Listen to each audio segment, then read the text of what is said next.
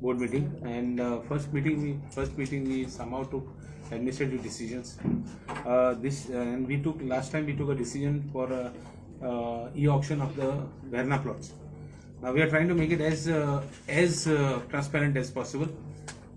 Whatever lacunas were there last time, we have corrected it, and this time we have even gone one step ahead.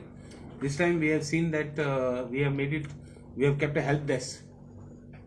Last time there were issues that one person,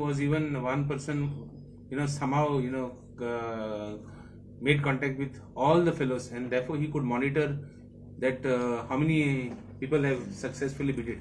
This time we have, removed that.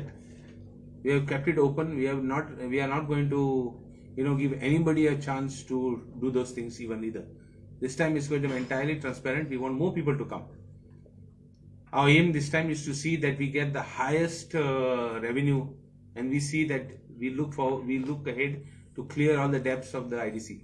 So this time whatever losses are shown on book today, we hope to, as fast as possible and we are working in this direction.